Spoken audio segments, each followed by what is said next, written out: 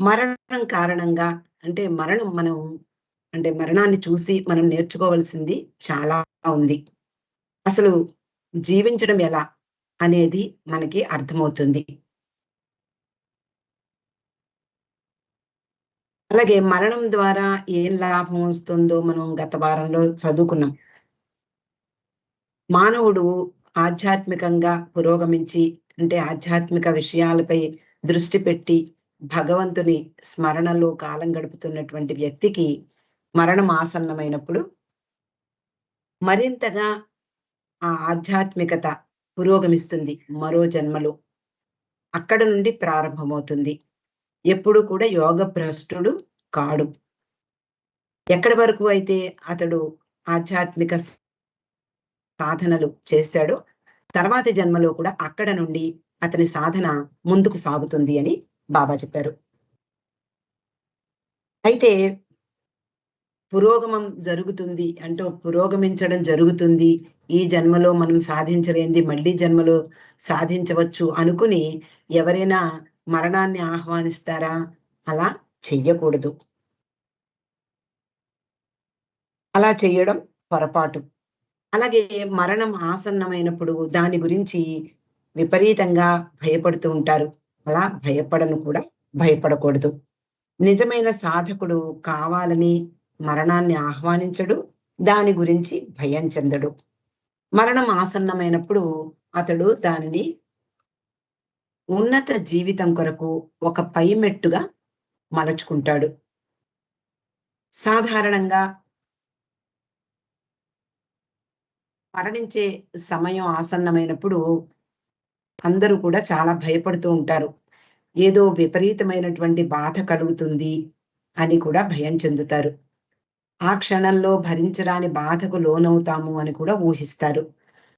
బాబా ఏమంటున్నారు అంటే ఈ విషయంలో, నిజానికి అనారోగ్యంతో ఎంతో బాధపడుతూ మంచం మీద ఉండేటటువంటి రోగి కూడా ఆ సమయం ఆసన్నమైనప్పుడు అంటే మరణ సమయంలో ఎటువంటి బాధకు లోనవడు. మరణానికి ముందు వరకు ఆ వ్యక్తి పొందిన బాధ మరణించే క్షణంలో ఉండదు అంటున్నారు. నిజానికి శరీరాన్ని వదిలిపెట్టే ప్రక్రియ అంతా పూర్తిగా బాధ లేకుండానే జరుగుతుంది. కానీ మరణ సమయంలో వ్యక్తి తీవ్రమైన బాధను అనుభవిస్తాడనే ఒక నమ్మకం ప్రజలలో ఉండిపోయింది.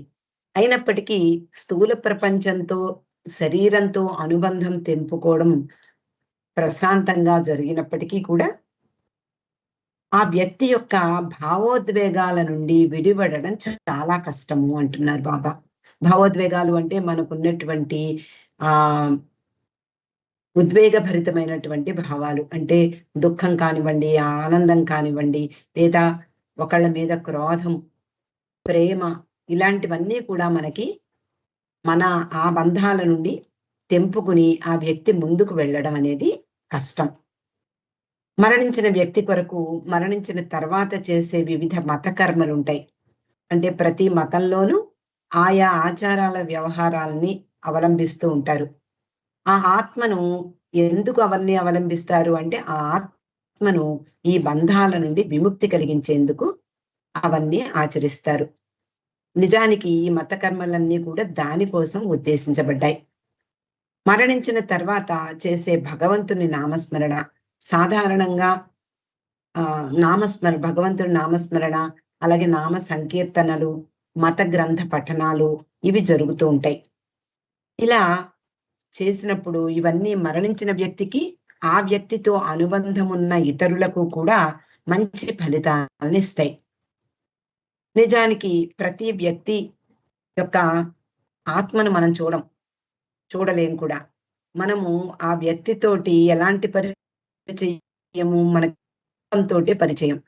ఆ వ్యక్తి ధరించినటువంటి రూపంతోటి అనుబంధాన్ని ఏర్పరచుకున్న, క్రోధాన్ని చూపించిన, లేదా ప్రేమ కురిపించిన ఏదైనా ఆ వ్యక్తి యొక్క రూపానికే ప్రాధాన్యత ఇస్తారు మానవులు. లేదా ఆ వ్యక్తి మరణించిన తర్వాత ఆత్మతో ఎవ్వరూ కూడా సంభాషించరు. ఎవ్వరూ కూడా ఆ ఆత్మ గురించి పట్టించుకోరు. శరీరానికి ప్రాధాన్యత ఇస్తారు కాబట్టి ఈ శరీరం వదిలిపెట్టిన తర్వాత అంటే మరణించిన వ్యక్తి ఎవరైతే ఉన్నారో వాళ్ళ సంబంధీకులు ఈ వ్యక్తి హాయిగా ముందుకు ప్రయాణించాలి అనే భావన లేకుండా అతనితో కూడినటువంటి ఆ ప్రేమ కానివ్వండి, అనుబంధం కానివ్వండి, ఏదైనా వారికి చాలా బాధ కలిగిస్తుంది. కాబట్టి ఆ వ్యక్తి రూపంతో ఏర్పడినటువంటి ఆ సంస్కార బంధాల నుండి మరణించిన వ్యక్తి విడుదల పొందుతాడు. అలాగే అతని యొక్క సంబంధీకులకు కూడా మంచి జరుగుతుంది. దేని వలన? భగవన్నామ సంకీర్తన వలన. అలా కాక చనిపోయిన వ్యక్తి రూపంతో, అయ్యో! ఈ రూపం మనకి కనుమరుగైపోతుంది. కొన్ని కొన్ని గంటల్లో అది వెళ్ళిపోతుంది. ఇలా ఆ వ్యక్తితో అనుబంధాన్ని వీడలేక బాధపడడం జరుగుతూ ఉంటుంది. ఏడుస్తూ ఉంటారు. వాటి వలన చనిపోయిన వ్యక్తికి, ఉన్నవారికి కూడా మంచి ఫలితాలు కలగవు. వాళ్ళ యొక్క మనసుల్ని కృంగదీస్తాయి ఈ బాధలు. ఎందుకంటే ఈ ఏడుపులు మొదలైనవన్నీ చనిపోయిన వ్యక్తికి, అతని బంధువులకు భౌతిక రూపం పట్ల అనుబంధాన్ని బలోపేతం చేస్తాయి. ఇలా బాబా ఎప్పుడు కూడా ఈ విషయాన్ని చాలా దృఢంగా చెప్తూ ఉండేవారు. కాబట్టి మరణ సమయంలో ఎవరైనా మరణించినటువంటి వ్యక్తి కోసం బాధపడడం అనేది ఆ వ్యక్తి యొక్క పురోగమనానికి సంబంధించి మనం ఆలోచించినట్లయితే నిజానికి బాధ అనేది కలగదు.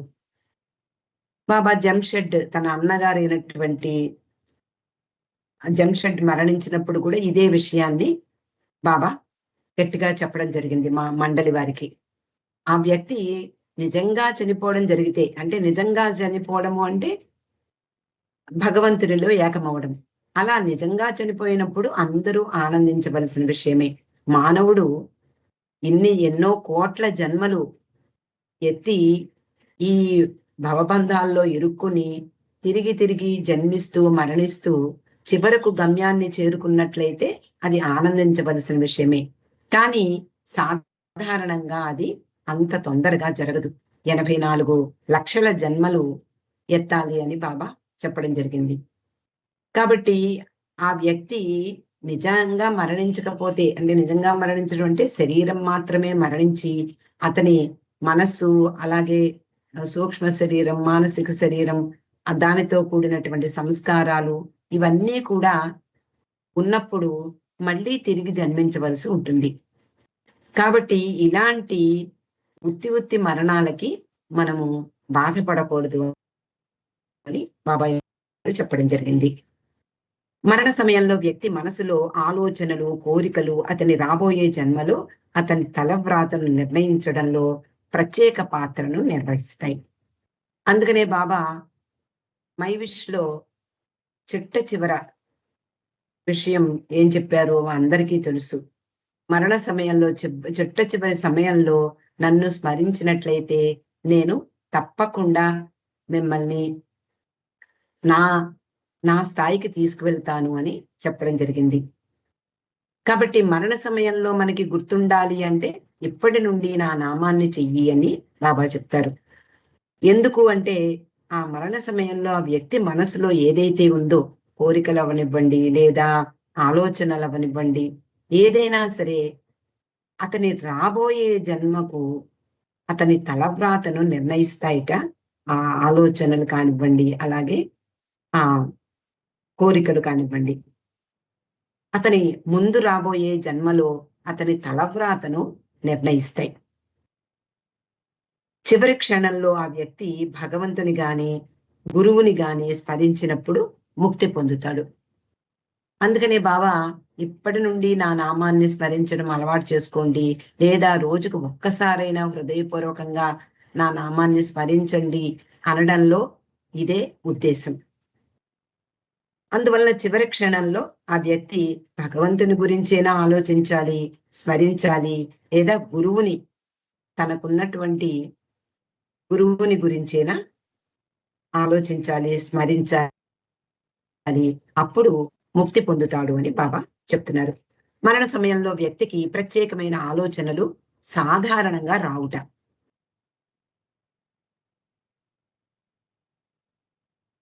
కానీ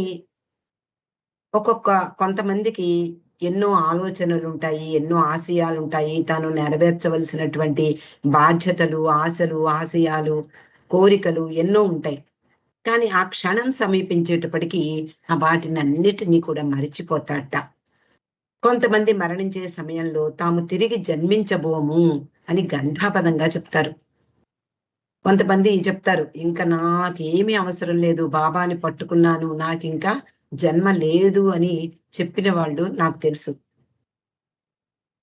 అలా వాళ్ళు ఆశించినంత మాత్రాన ఈ భూమిపై జన్మించకుండా కుదరదు. వారు తిరిగి జన్మించి జీవితం పట్ల విముఖత, యావగింపు కలిగి సాధు సన్యాసుల వలె జీవిస్తారు.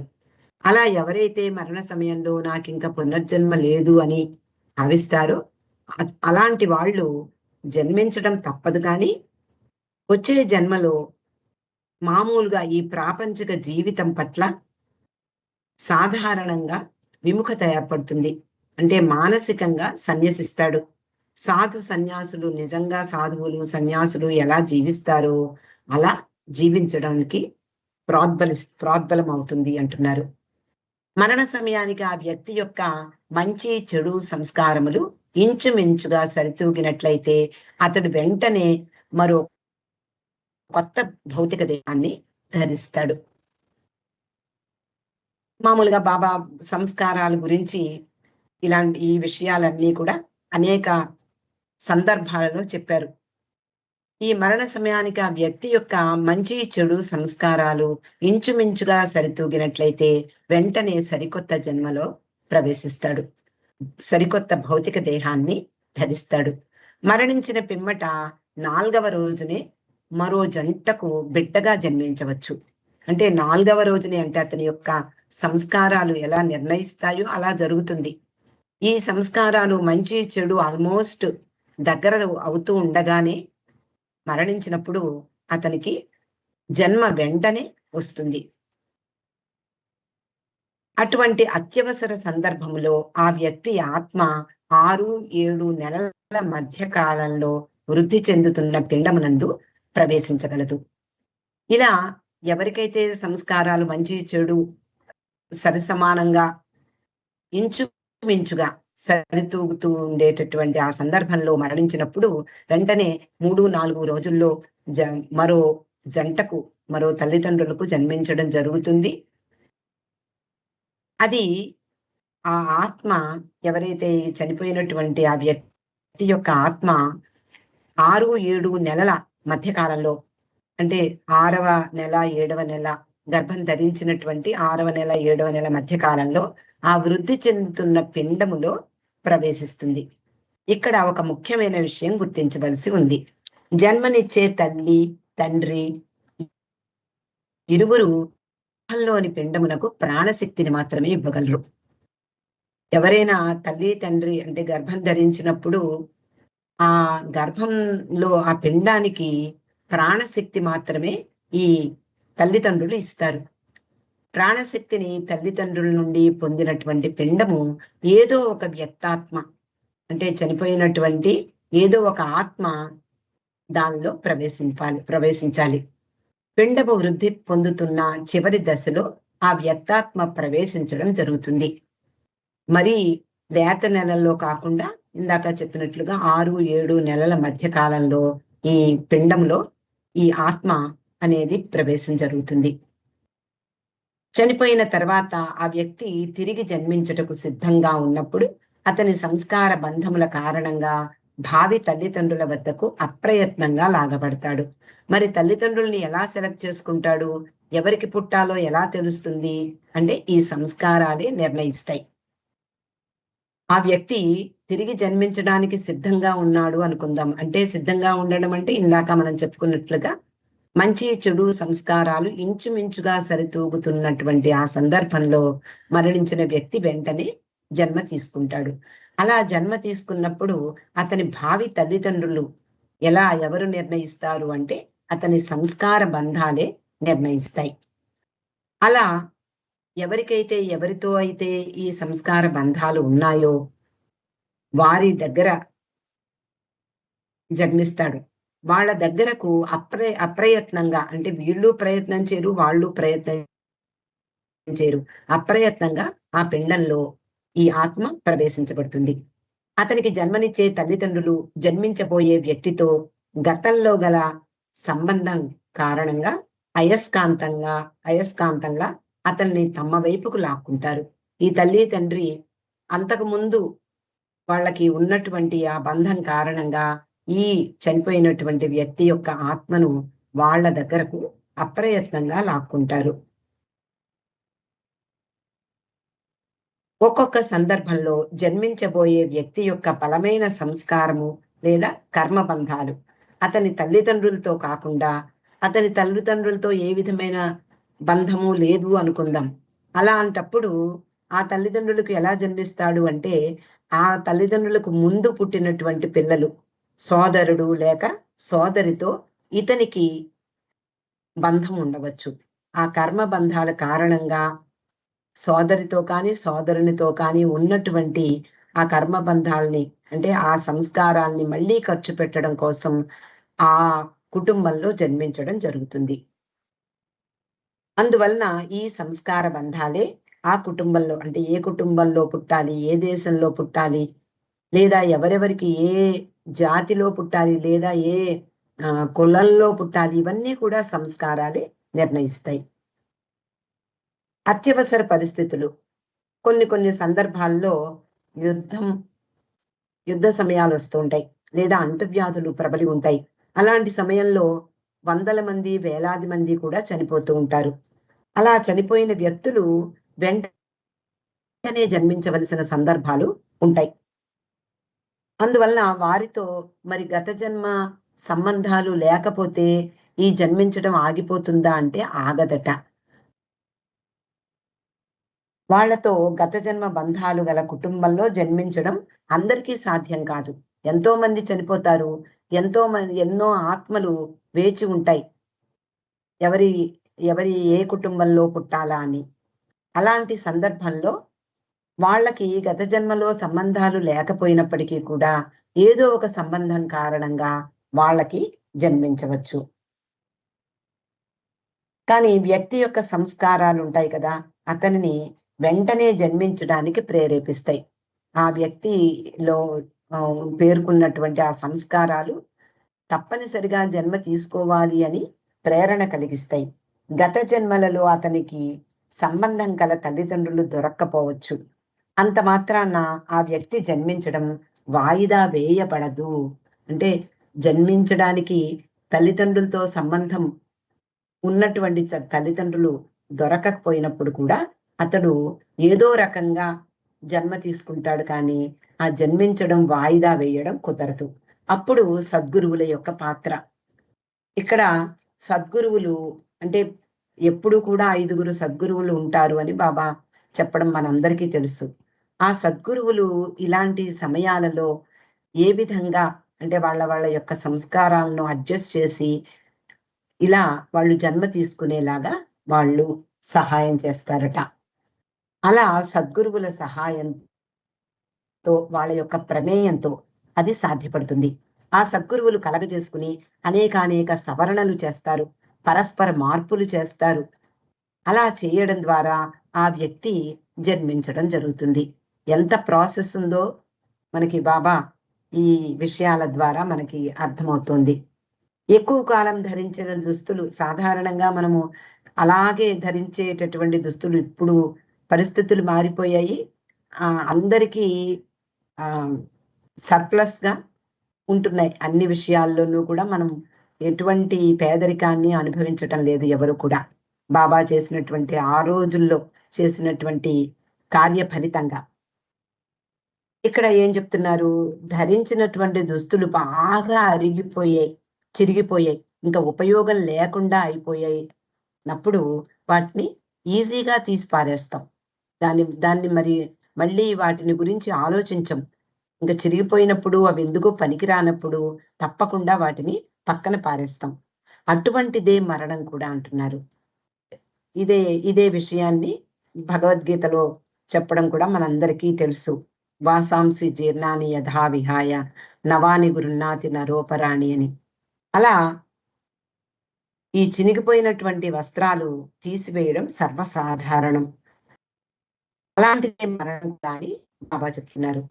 ఒక బాటసారి అలా తిరుగుతూ ఉండేటటువంటి వ్యక్తి, ఒక చోట స్థిరంగా లేనటువంటి వ్యక్తి ఉన్నాడనుకుందాం. బాగా పాతబడిపోయి, చిరిగిపోయి అతని శరీరాన్ని కాపాడుకోలేనటువంటి పరిస్థితికి వచ్చినప్పుడు తప్పనిసరిగా వాటిని వదిలిపెట్టేస్తాడు. అలాగే అతడు ఎక్కడైతే వెళ్ళాడో తప్పనిసరిగా అవసరమైనప్పుడు అక్కడే ఏదో ఒకటి కొనుక్కొని వేసుకుంటాడు. అలా దుస్తులు మార్చుకుంటూ ఉంటాడు.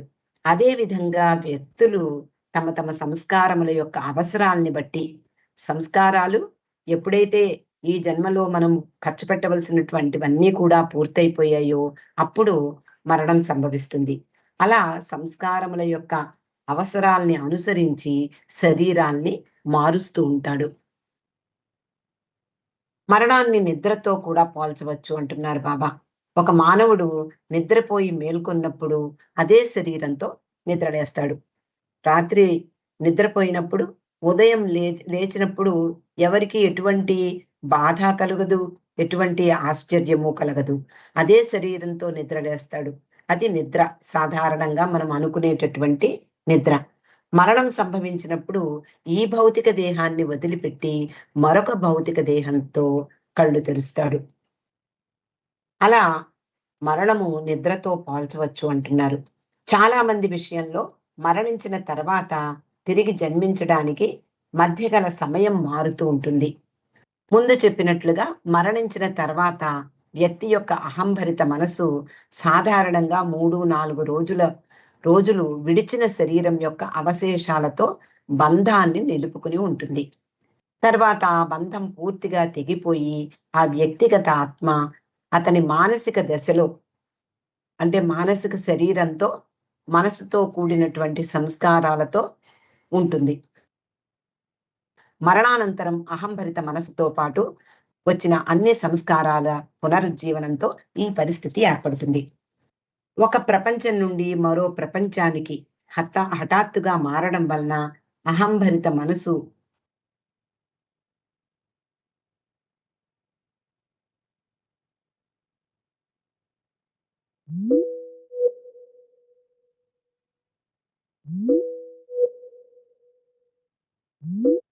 చేతనా శరీరం అని చెప్పుకున్నాం. అలా మరో ప్రపంచంలో అడుగుపెట్టినప్పుడు అతనికి అంటిపెట్టుకున్నటువంటి సంస్కారాల గుర్తులు కొంతవరకు తుడిచివేయబడతాయి అంటున్నారు. కానీ చాలా వరకు మనసుని అంటిపెట్టుకునే ఉంటాయి. ఒకవేళ మరణము వ్యక్తి యొక్క అన్ని సంస్కారాలను తుడిచిపెట్టగలిగినట్లయితే వ్యక్తి అన్ని పరిమితుల నుండి విముక్తుడై ముక్తిని పొందుతాడు. ఒకవేళ ఈ ఈ జన్మలో మనం చేసుకున్నటువంటి అన్నీ కూడా కర్మబంధాలు, సంస్కారాలు అన్నీ కూడా తుడిచిపెట్టుకుపోయేలాగా మనం జీవించినట్లయితే, అంటే అన్ని సంస్కారాలు ఖర్చవుతాయి. ఖర్చయిన వెంటనే అదే పనిగా మళ్ళీ తిరిగి సంస్కారాలు పోగు చేసుకోకుండా ఉన్న వ్యక్తికి మరణించిన వెంటనే అతనికి ముక్తి లభిస్తుంది అంటున్నారు. ఎందుకు? అన్ని పరిమితుల నుండి విముక్తుడైపోతాడు. అన్ని సంస్కారాల నుండి విముక్తుడైపోతాడు. అలా అతనికి ముక్తి లభిస్తుంది.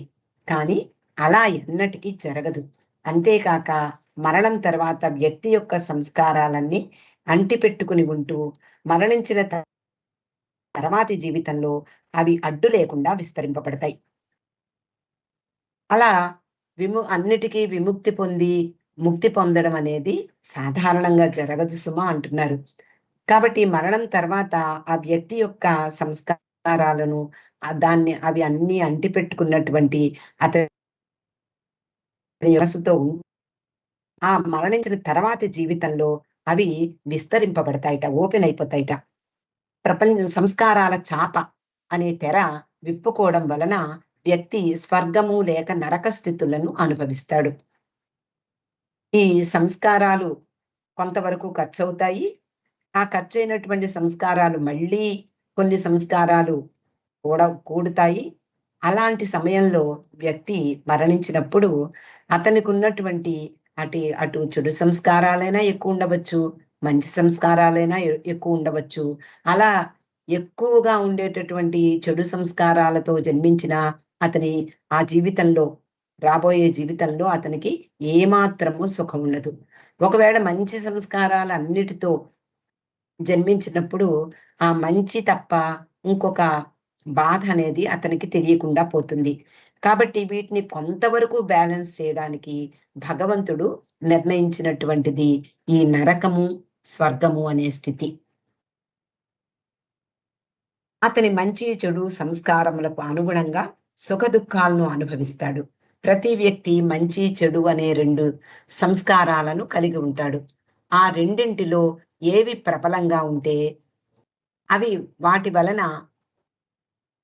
మరణానంతర జీవితంలో అతని మానసిక స్థితి నిర్ణయింపబడుతుంది.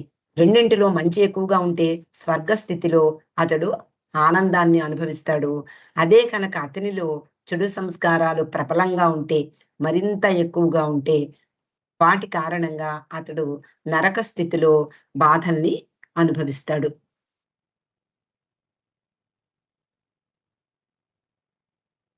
కాబట్టి ఏదైతే అతడు ఏ స్థితినైతే అనుభవించాలో, అతని జీవితంలో అతని యొక్క మానసిక స్థితి ఎలా ఉండాలో, ఆ మరణానంతర జీవితం ఎలా ఉండాలో, ఇవన్నీ కూడా మంచి, చెడు సంస్కారాలు ఏవి ఎక్కువగా ఉంటే వాటి కారణంగా ఆ స్థితిని అనుభవిస్తాడు. మరణానంతర జీవితంలో ఈ తిరిగి పుంజుకున్న సంస్కారాల ద్వారా వ్యక్తి అనుభవించే బాధలు లేక సుఖాలు వాటి తీవ్రత చాలా అధికంగా ఉంటుంది. మనము ఈ ప్రపంచంలో సాధారణంగా అందరికీ ఏవో కొన్ని బాధలు ఉంటూనే ఉంటాయి. శారీరకంగా బాధలు పడుతూ ఉంటాము. ఏదో చిన్న దెబ్బ తగిలితే పెద్ద పుండుగా అయిపోతూ ఉంటుంది. ఇలా అనేక బాధల్ని మనం రుచి చూసుంటాం ఈ జన్మలో. కానీ మరణానంతర జీవితంలో ఇప్పుడు మనం అనుభవించేటటువంటి బాధలకు మరింత తీవ్రమైనటువంటి బాధల్ని, అనేక రెట్లు తీవ్రమైనటువంటి బాధల్ని నరక స్థితిలో అనుభవించవలసుంటుంది. అలాగే స్వర్గానికి వెళ్ళినట్లయితే అంటే స్వర్గ స్థితిలో ఆ అనుభవాల్ని ఖర్చు పెట్టుకోవాలి అనుకుంటే, అతనికున్నటువంటి మంచి సంస్కారాల కారణంగా స్వర్గ స్థితిలో మనము ఈ ప్రపంచంలో ఏదైతే ఆనందాన్ని పొందుతున్నామో, అనేకానేక రెట్లు ఆనందం అక్కడ లభిస్తుంది. వందలాది సంవత్సరాల కాలంలో అనుభవించే సుఖదుఖాల తీవ్రతతో పోల్చి చూసినప్పుడు, మరణానంతర జీవితంలో అనుభవించే సుఖదుఖాల తీవ్రత అపరిమితంగా ఉంటుంది. అనేక జన్మలలో మనము పొందినటువంటి దుఃఖం కొంత ఉందనుకుందాం. ఈ మరణానంతర జీవితంలో అనుభవించేటటువంటి దుఃఖం దీనికి పరిమితులు లేనటువంటిదిగా అయిపోతుంది. అంటే అంత తీవ్ర స్థాయిలో నరక స్థితిలో ఆ బాధల్ని అనుభవించవలసి ఉంటుంది. అలాగే సుఖాలు ఈ ప్రపంచంలో అనేకానేక మరణాలు, అనేకానేక జన్మలలో పొందినటువంటి సుఖం అంతా కూడా ఒక పక్కన పెడితే, మరణానంతర జీవితంలో ఆ స్వర్గ సుఖం అనేది మరింత అపరిమితమైనటువంటి స్థాయిలో అనుభవించడం జరుగుతుంది.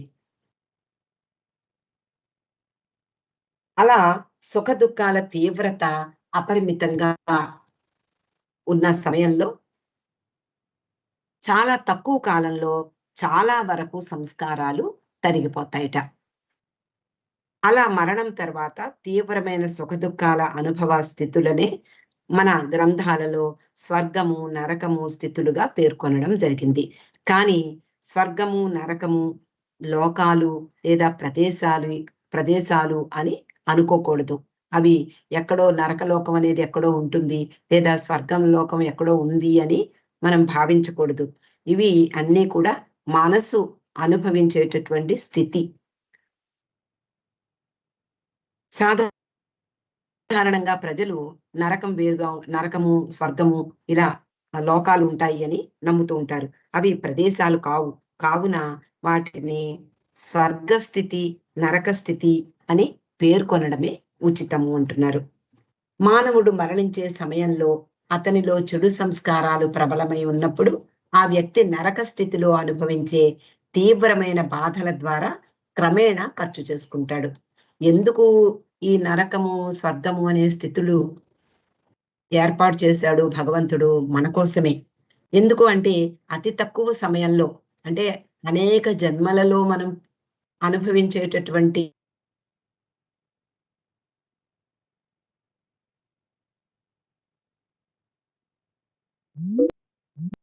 దుఃఖం అతి తీవ్ర స్థాయిలో వాటితో ఏమాత్రము పోల్చలేనట్లుగా ఉంటుందట. అంతటి తీవ్రంగా ఉంటుంది అక్కడ అనుభవించేటటువంటి బాధలు. కానీ ఇక్కడ సౌలభ్యము, ఇక్కడ అవకాశం ఏమిటి అంటే, తొందరగా మన సంస్కారాలు, అంటే చెడు సంస్కారాలు ఏవైతే ఉన్నాయో, ఈ మరణించినటువంటి వ్యక్తి నరక స్థితిలో పొందేటటువంటి అనుభవాల ద్వారా తొందరగా ఖర్చయిపోతాయి. అది చెప్తున్నారు.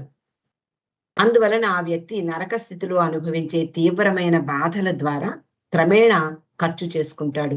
ఫలితంగా క్రమంగా ఖర్చవుతున్న చెడు సంస్కారాలు తరిగిపోతూ ఉంటాయి. చివరకు మంచి సంస్కారాలకు దగ్గరగా వస్తాయి. ఇక్కడ మనం ఒక త్రాసు ఆహ్, ఊహించుకున్నట్లయితే, ఒక త్రాసు పక్కన ఒక బరువైనటువంటిది ఏదైనా వేసినప్పుడు ఇక్కడ మనం వస్తువులు వేస్తూ ఉంటాం. ఇవి సమానంగా వచ్చేస్తుంది. అంటే సరిగ్గా సమానంగా సరితూగితే అతనికి ముక్తే వచ్చేస్తుంది, బాబా ఈ విషయంలో చెప్పినట్లుగా. కానీ ఎప్పుడు కూడా అలా జరగదు అంటున్నారు. అందువలన చెడు సంస్కారాలు తరిగిపోతూ చివరకు మంచి సంస్కారాలతో రమారమి దగ్గరగా, అంటే తొలతూగబోతూ ఉంటాయి. ఆ విషయాన్ని ఇలా వివరించవచ్చును. ఇక్కడ బాబా చెప్తున్నారు. ఒక త్రాసులో ఒకవైపున ఒక పెద్ద మంచుగడ్డ ఉంచి, అటువైపున చిన్న బరువు ఉంచినట్లయితే, మంచుగడ్డ బరువుకు త్రాసు మంచుగడ్డ ఉంచిన వైపుకి మొగ్గుతుంది. మంచుగడ్డ చాలా బరువైంది, పెద్దది వేశాడనుకుందాం. ఇటువైపు ఒక చిన్న రాయి వేస్తాడు. వేసినప్పుడు ఈ మంచుగడ్డ సాధారణంగా కరిగిపోతూ ఉంటుంది. అలా కరిగినప్పుడు మామూలుగా మొట్టమొదట ఏముంటుంది? ఆ బరువుకి అటువైపు త్రాసు కిందకి వెళ్ళిపోతుంది. ఎప్పుడైతే మంచు కరిగి నీళ్లు కిందకి జారిపోతూ ఉన్నప్పుడు క్రమక్రమంగా ఈ మంచుగడ్డ ఈ రాయి వేసినటువంటి ఆ ఆ సిబ్బి వైపు క్రమక్రమంగా పైకి జరుగుతూ ఉంటుంది. మంచుగడ్డ నెమ్మదిగా కరిగిపోతూ నీరు బయటికి చిమ్మినప్పుడు దాని భారం పోయి త్రాసు రెండు వైపులా సమాన భారానికి దగ్గరగా వస్తుంది. సమానంగా అయిపోకుండా కొంచెం దగ్గరగా వస్తుంది. అదే విధంగా వ్యక్తి యొక్క చెడు సంస్కారాలు నరక స్థితిలో తీవ్ర బాధను అనుభవించుట ద్వారా వాటి ఆధిక్యత, వాటి యొక్క బరువు, వాటి యొక్క పరిమాణం తగ్గి మంచి సంస్కారాలతో ఇంచుమించుగా సరితూగుతాయి. అలా రెండు విరుద్ధ సంస్కారాలు, అంటే మంచి చెడు, ఈ రెండు కూడా సమానంగా తూగే స్థితికి చేరుకున్నప్పుడు ఆ వ్యక్తి యొక్క మరణానంతర జీవితం ముగిసిపోతుంది.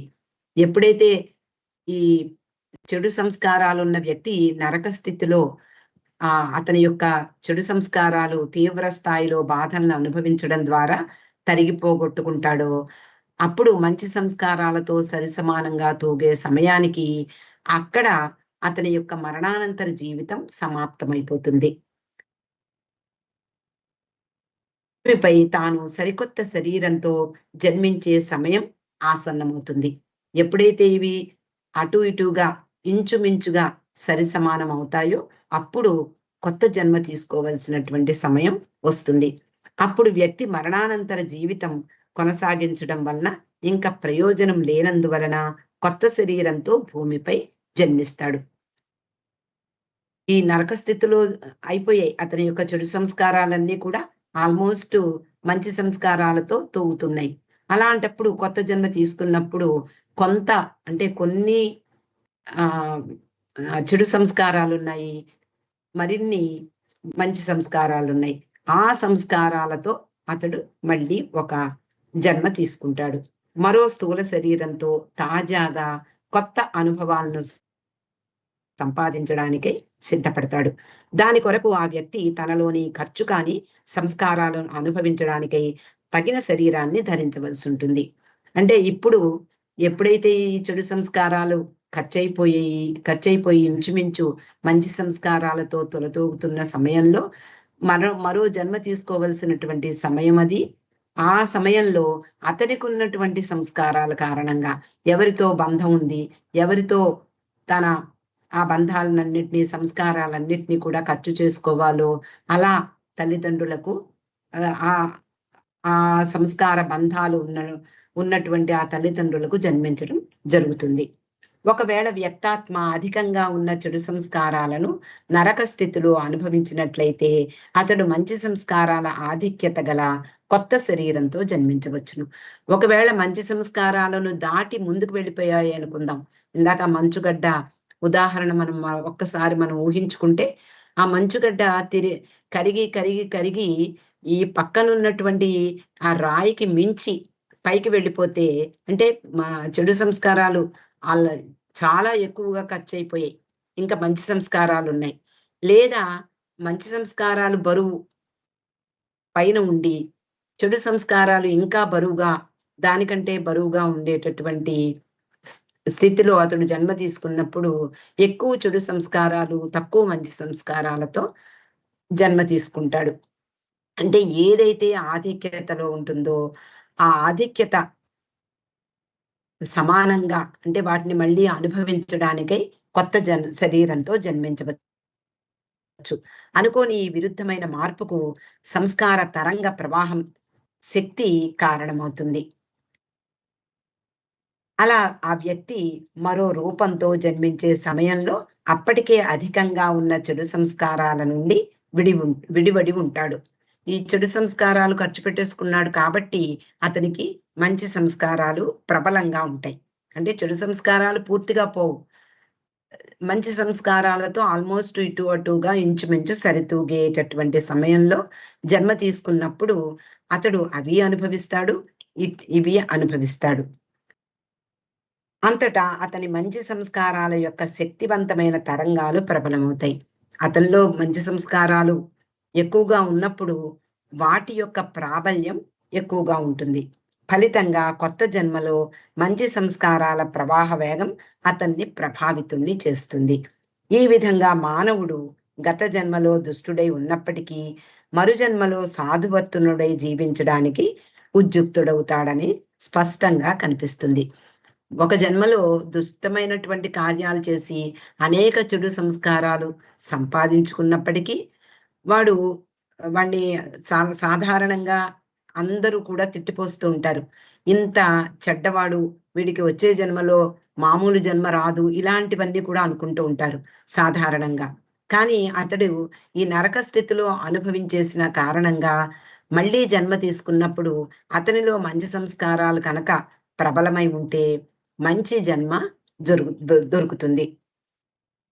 అంటే మంచి సంస్కారాల ప్రవాహ వేగం అతన్ని ప్రభావితుణ్ణి చేస్తుంది. ఆ విధంగా గత జన్మలో దుష్టుడై ఉన్నప్పటికీ మళ్ళీ జన్మలో అతడు సాధువర్తనుడై ఉండేలాగా ఈ సంస్కారాలు ప్రాబల్యం ఉంటుంది. దానికి విరుద్ధంగా మరో సందర్భంలో మంచి నుండి చెడుకు ఊగిసలాడడం జరుగుతుంది. ఆ వ్యక్తి మంచి సంస్కారాల ఆధిపత్యంతో స్వర్గస్థితిలో అమితమైన సుఖాలను అనుభవించి ఆ సంస్కారాలను ఖర్చు చేసుకుని మరో జన్మలో చెడు వైపుకు మొగ్గు చూపడం జరుగుతుంది. ఇందాక మనం చెడు సంస్కారాలను గురించి చెప్పుకున్నాం. ఇప్పుడు మంచి సంస్కారాల గురించి చెప్తున్నారు. మంచి సంస్కారాలు ఆధిపత్యంలో ఉన్నట్లయితే అతనికి స్వర్గం ప్రాప్తిస్తుంది. ఆ స్వర్గ స్థితిలో అమితమైనటువంటి సుఖాలను అనుభవిస్తాడు. అలా మంచి సంస్కారాలన్నీ కూడా స్వర్గంలో ఖర్చయిపోతాయి. మరో జన్మలో ఇంకా అతనికి ఉన్నటువంటివి చెడు సంస్కారాలు ప్రబలత ఎక్కువగా ఉంటుంది. అంటే అవి ఎక్కువగా ఉంటాయి. కాబట్టి మరొక భౌతిక దేహంలో జన్మించినప్పుడు ఈ మంచి, చెడు సంస్కారాలు ఇంచుమించుగా సరితూగే తరుణంలో చెడు సంస్కారాల ప్రవాహ వేగం బలం పుంజుకుంటుంది. అంటే ఎప్పుడూ కూడా ఈ ఇందాక మనం చెప్పుకున్నటువంటి ఎగ్జాంపుల్‌లో 2 కూడా ఈ హ్మ్. సమతులం అనేది జరగదు. ఈ తొలతూగడం అనేది జరగదంటున్నారు. ఎప్పుడు కూడా ఏదో ఒక బరువు ఎక్కువైపోతూ ఉంటుంది. ఏదో ఒకటి తక్కువైపోతూ ఉంటుంది. అలాగా ఈ స్వర్గము, నరక స్థితుల్లో అలాంటి వెసులుబాటు, అలాంటి మార్పులు జరుగుతాయి. అందువలన భౌతిక దేహం జన్మించే సమయంలో అతనికి మంచి ఎక్కువగా ఉంటే మంచి జన్మ లభిస్తుంది.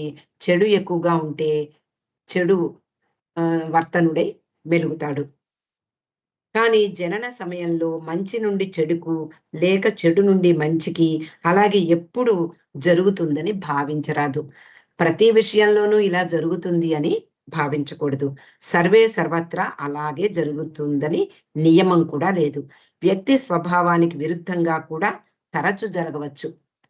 అంటే మనకి ఒకసారి గాడ్ స్పీక్స్‌లో జన్మ, పునర్జన్మల గురించి మనం గుర్తు తెచ్చుకుంటే అటు వ్యక్తి యొక్క స్వభావం ఎలా మారుతుందో తెలీదు.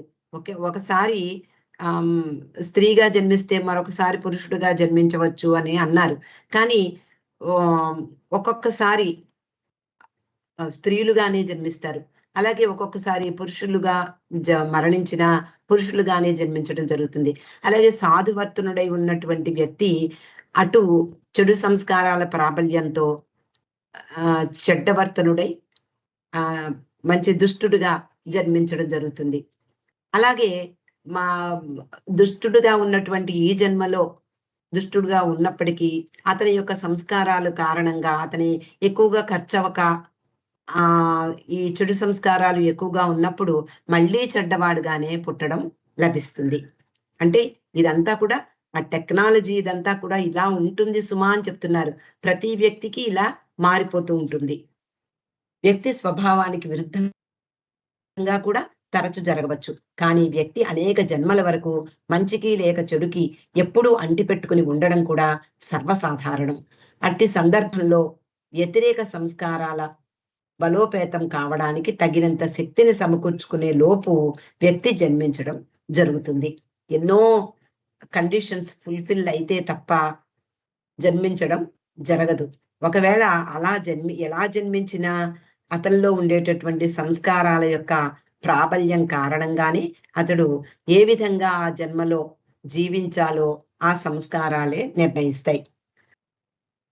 పరిణామ క్రమంలో చైతన్యం కూడా వృద్ధి పొందుతూ తొలి మానవ రూపం ధరించిన క్షణం నుండి ఇండివిడ్యువల్ సోల్ అంటే వ్యక్తాత్మ యొక్క నిజమైన ఉనికి లేక అస్తిత్వం ప్రారంభమవుతుంది. మనము ఎన్నోసార్లు చెప్పుకున్నాం. పరిణామ క్రమంలో రాతి నుండి మానవ జన్మ వచ్చే వరకు అనేక రాజ్యాలలో అటు వృక్ష రాజ్యం, క్రిమి రాజ్యం ఇలా అన్ని రకాలుగా జంతువులుగా జన్మించిన తర్వాత చివరకు జంతురాజ్యం నుండి విడివడి మానవునిగా జన్మించడం జరుగుతుంది. అలా తొలి మానవ రూపం ధరించినప్పుడు ఈ చైతన్యం అభివృద్ధి పొందుతుంది. పూర్తి చైతన్యం వచ్చేస్తుంది.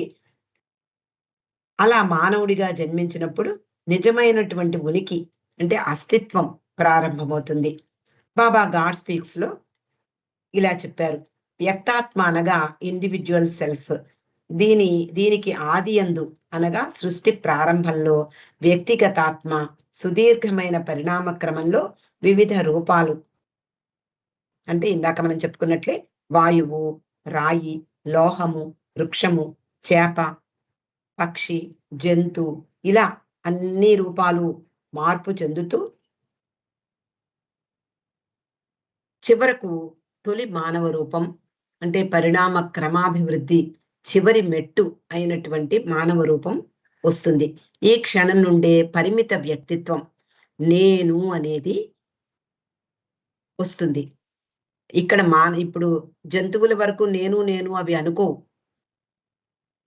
కానీ మానవునిగా జన్మించిన నాటి నుండి ఈ పరిమిత వ్యక్తిత్వం నేను అనేది స్పష్టంగా మనకి కనపడుతుంది. చిన్న పిల్లలు కూడా నాది అంటారు.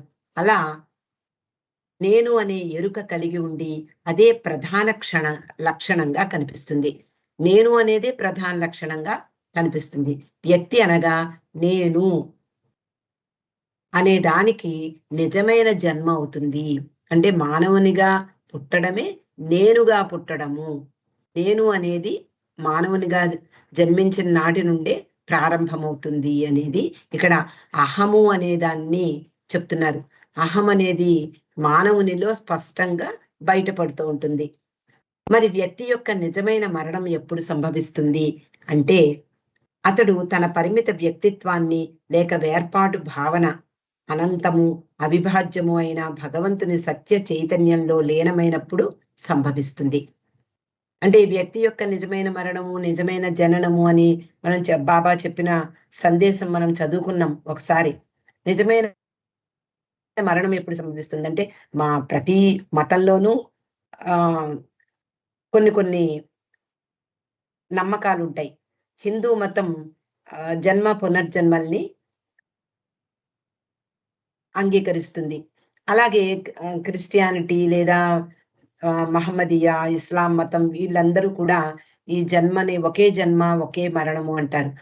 కాబట్టి బాబా అంటారు రెండు అభిప్రాయాలు కూడా నిజమే అంటున్నారు. కాబట్టి నిజమైనటువంటి మరణం ఎప్పుడు సంభవిస్తుంది? నేను అనే దానితో పుట్టాడు మానవుడు. మొట్టమొదటి జన్మతోటే నేను అనేది మొదలైపోయింది. ఆ నేను అనేది పూర్తిగా నాశనం అవ్వాలి. అది నిజమైనటువంటి మరణం.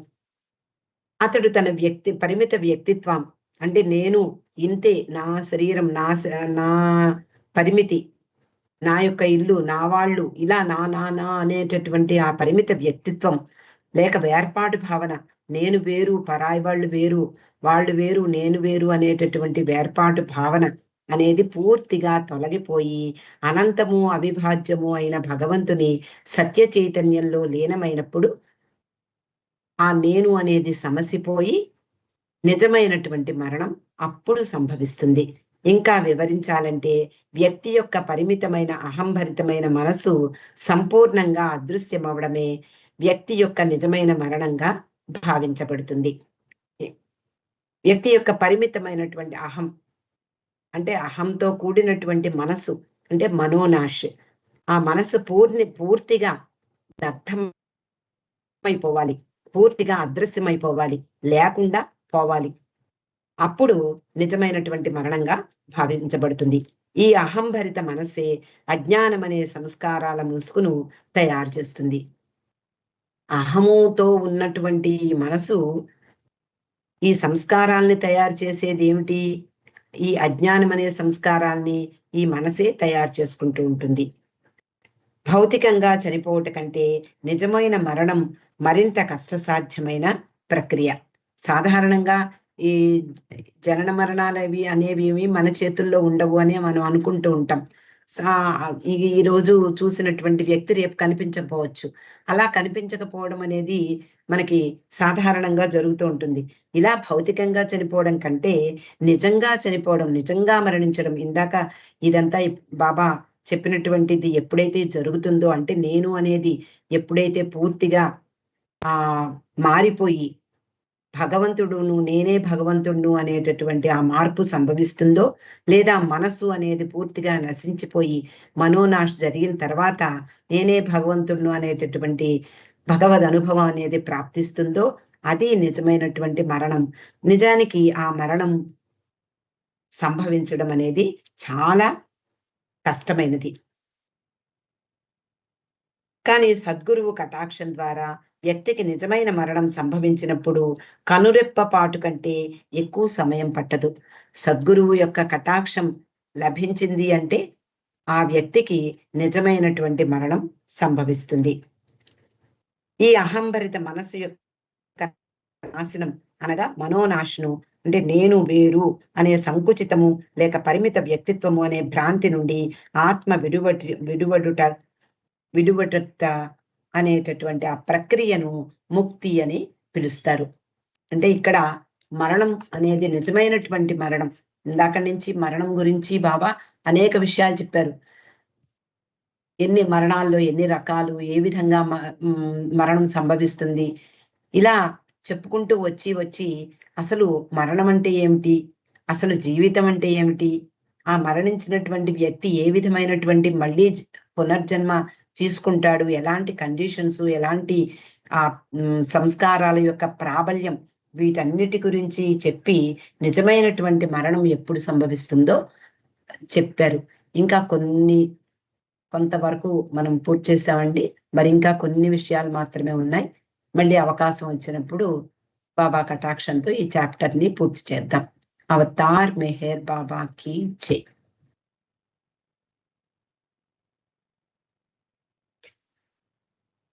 జై బాబా అండి. అందరికీ జై.